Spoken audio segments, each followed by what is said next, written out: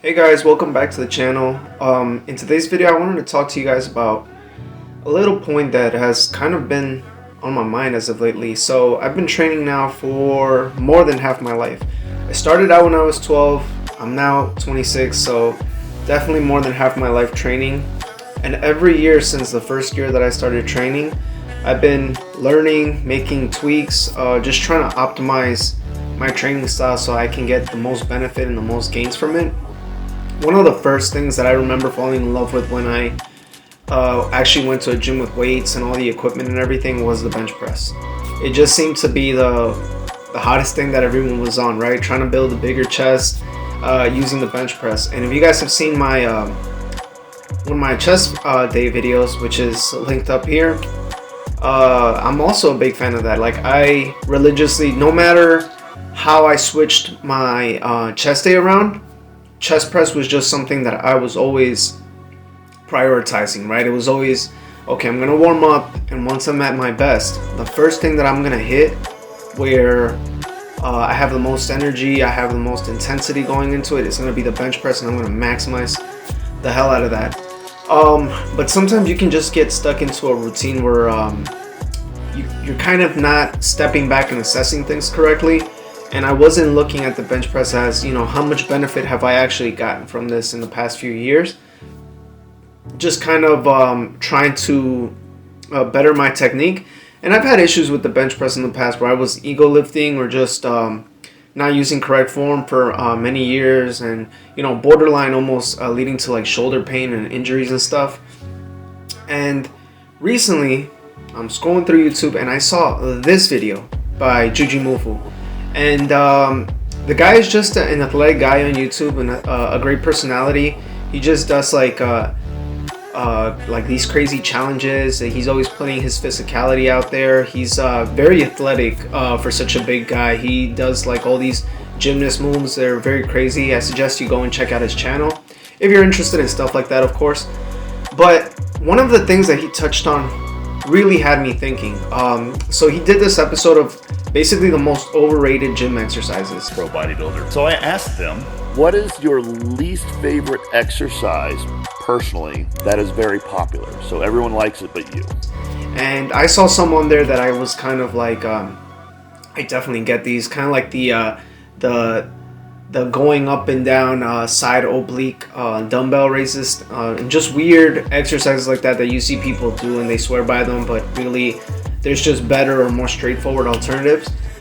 But one of the ones that I wasn't expecting to see here, especially from like such a huge fitness guy, a huge fitness personality in the YouTube space, was for him to personally bring up bench press. Yeah, actually I picked a couple exercises too. They're right here.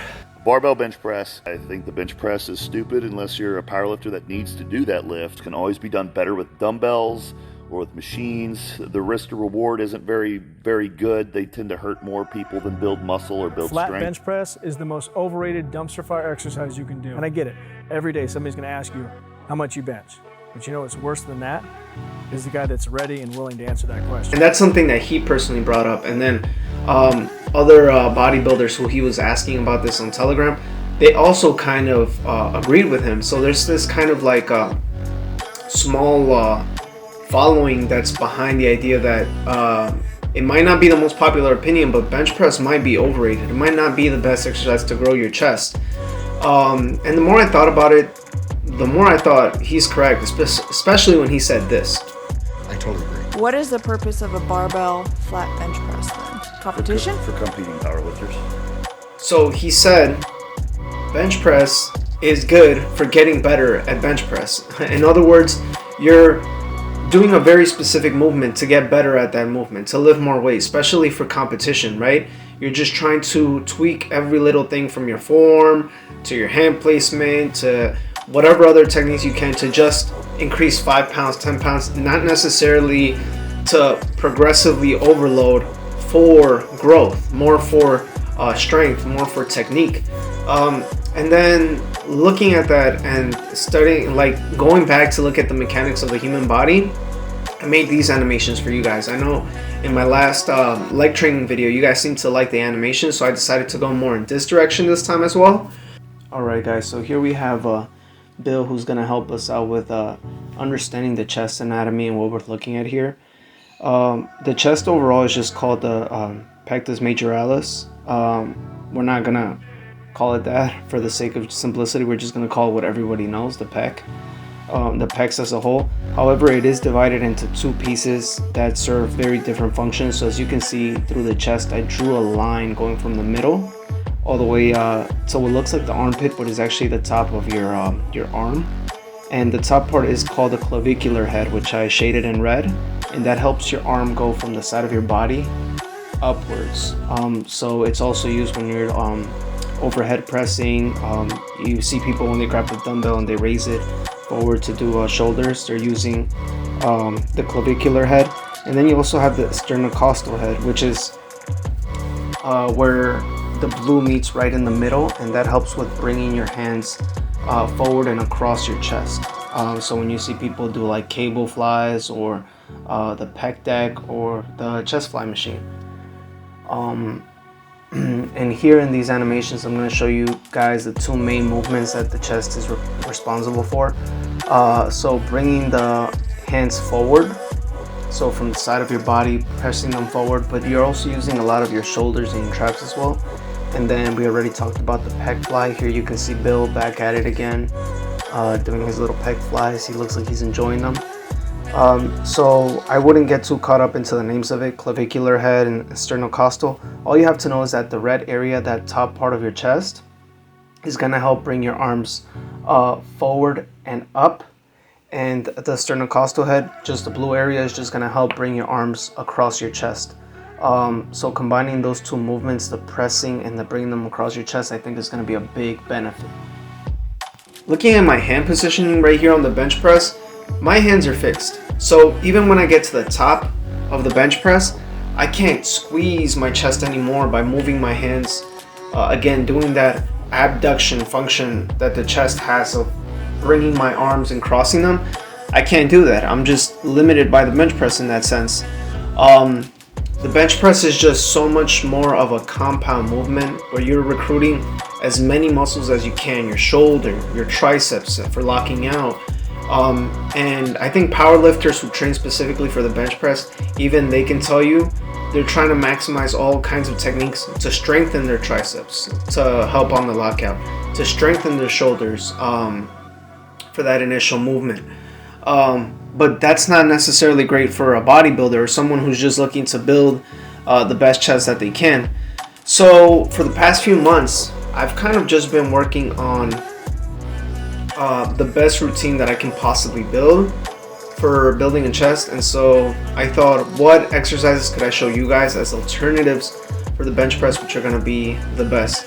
If you guys go to a gym that has cable machines, honestly, I think cable machines are just so much versatile. If you are limited to dumbbells though, dumbbells are going to do just fine. And lastly, machines can be kind of limiting because again, we talked about the path that your hands have to travel. I want you guys to focus on specifically that. Remember, with the barbell, once you hold on to that bar, your hands are locked in place. As you're going up and down, doesn't really matter much. A lot of people kind of just tend to take their mind off of the exercise because they're just pressing the bar in one direction and nothing else really matters. First of all, I think this one's pretty easy because we talked about it, the PEC Fly. It's a really good exercise. The one main thing that I see a lot of people get wrong with the PEC Fly is they'll bend their elbows as you're getting closer to locking out. So as you can see right here, as I'm squeezing, my hands are a little bit out of range. I'm still keeping them a little bit bent just to protect my elbows a little bit, but you kind of do want to make an effort of extending your elbows a little bit as you're reaching the middle of your body, just because you're going to get a deeper chest contraction. And again, holding the top of that movement and actually feeling the muscle, letting it go through its function, it's way better than just swinging the weight to the top and then as soon as you get to the top of the movement, just relaxing and letting go.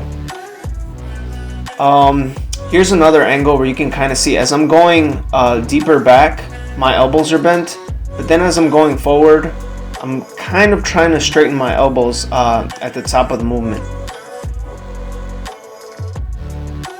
And then obviously I think the closest exercise to the bench press that we can just immediately replace is just replacing the barbell with dumbbells, because dumbbells don't have a fixed bar width.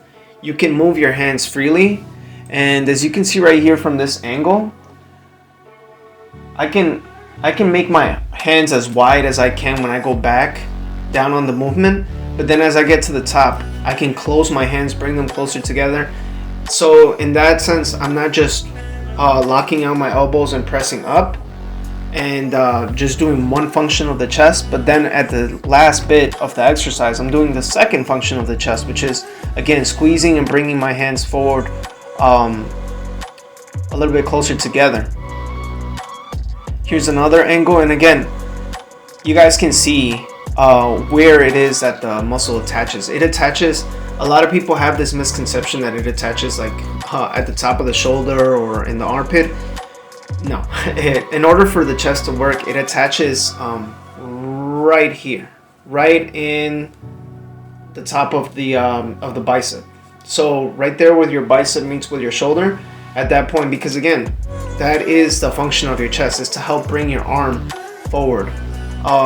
Your shoulder is more for bringing your arm upward, and so you want to focus on the angle that you're keeping your arms. A lot of people feel like they get better chest activation when they're flaring their elbows outward, but again, you're putting your shoulder in a dangerous position.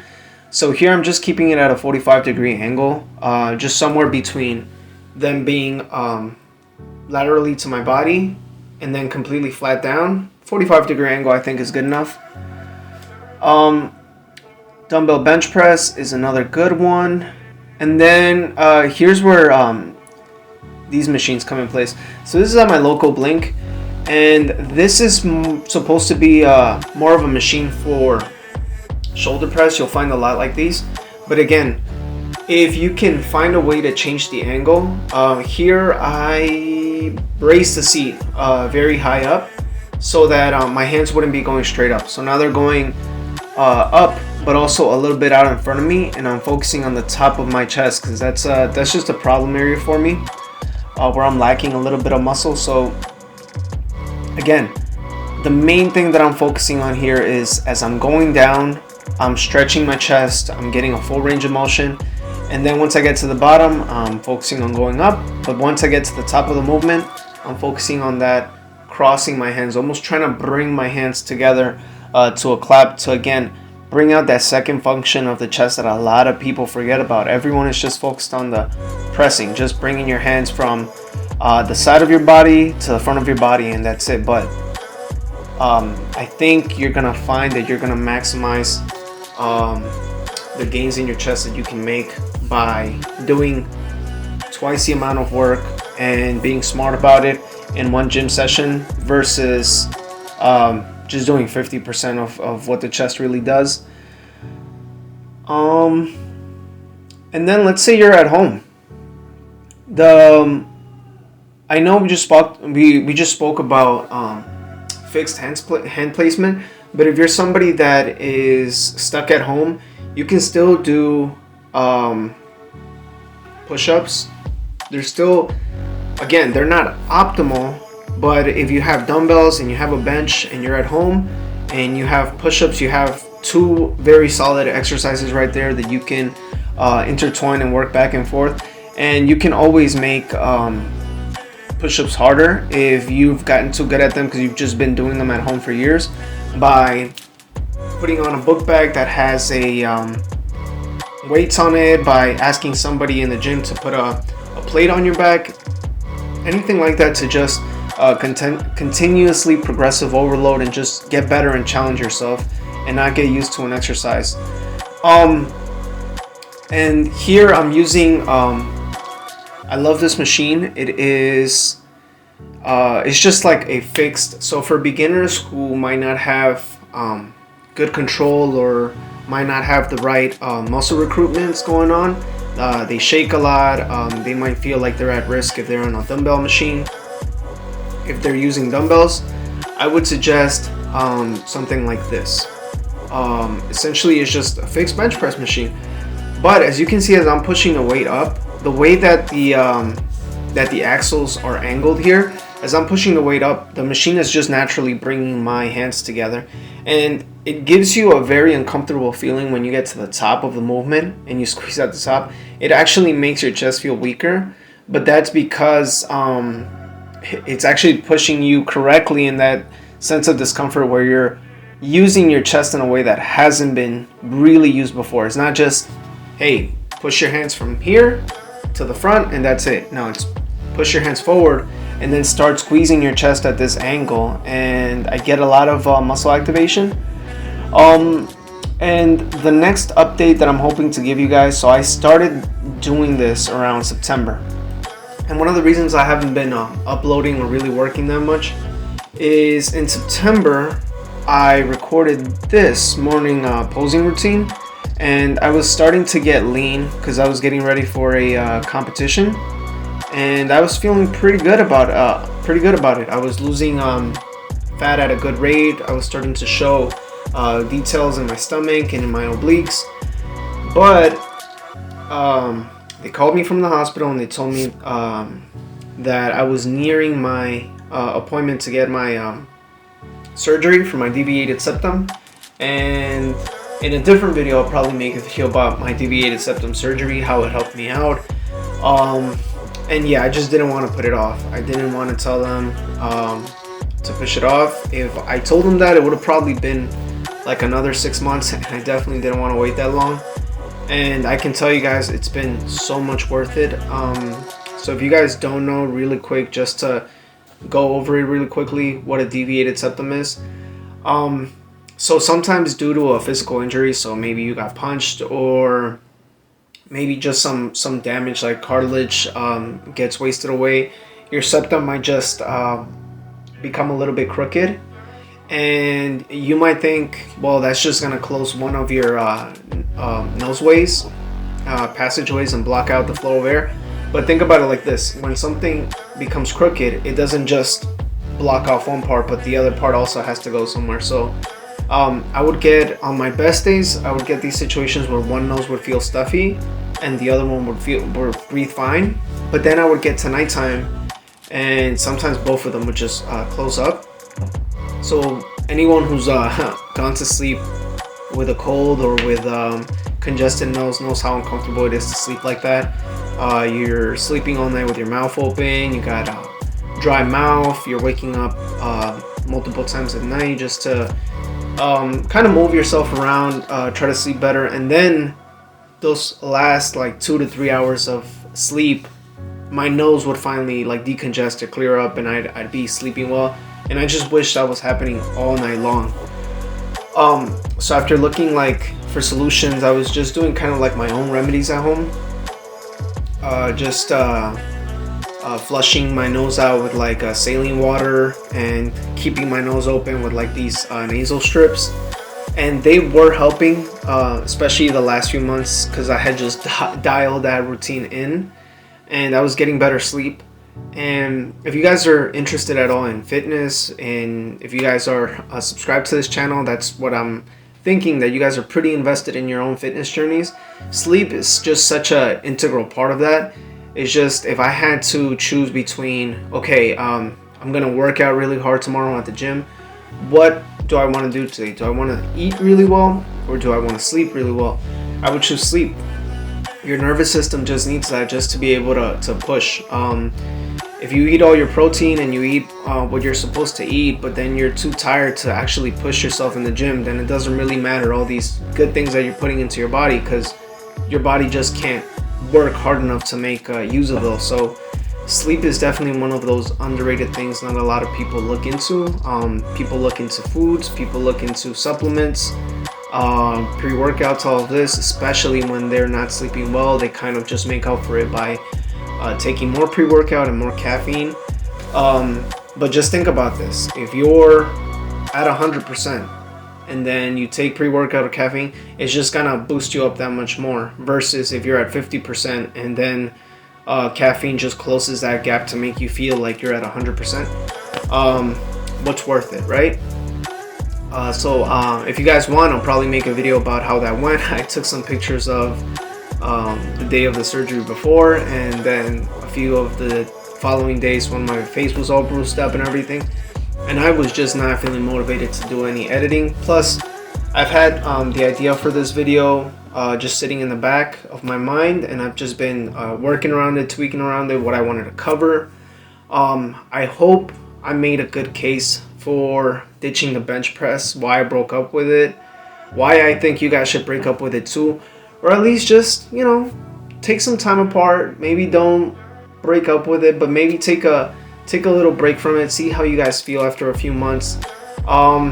Maybe I'm just imagining stuff, but here you guys will see one of my latest posing routine videos, and I do have a little bit more fat than in the other video where I was posing, but I have never felt more consistent pumps. So if you guys know what a pump is, it's when blood rushes to your muscle when you're using it appropriately.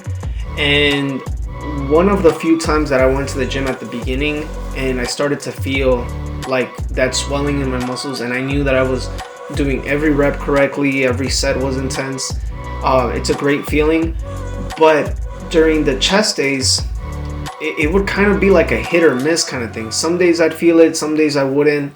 And now every single day that I do chest, I consistently feel that swelling, that pump in my chest, and I know I'm using it correctly. I know I feel every contraction of every set, and this has been without the bench press.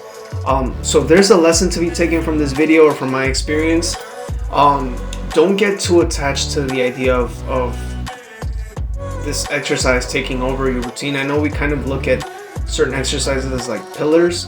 I already have another idea for another video cooking up in my mind that I'm going to be working at in the next few weeks, so keep an eye out for that. I hope this video helped you guys out for specifically your chest and your bench press and the ideas of what a chest day should be. The next one is going to be on biceps. So I hope you guys are excited for that. I hope you guys keep an eye out. Again, I've seen crazy bicep development from this one change that I made to my bicep day. And again, never stop learning, guys. Never stop looking up help on YouTube. You know, we're a whole community out here of like-minded people in terms of fitness and our goals, and we're all putting out this information for free. So don't be afraid to look for other ideas that might be different than yours. I think that's always going to lead to just a better community overall. If one person says, no, this is my opinion and I've done it for I don't know how long and it's right and it's absolute, that person's probably not someone to listen to, but probably someone that is constantly learning and is willing to change their mind. I hope you guys think that way, and I can't wait to see you guys in the next video.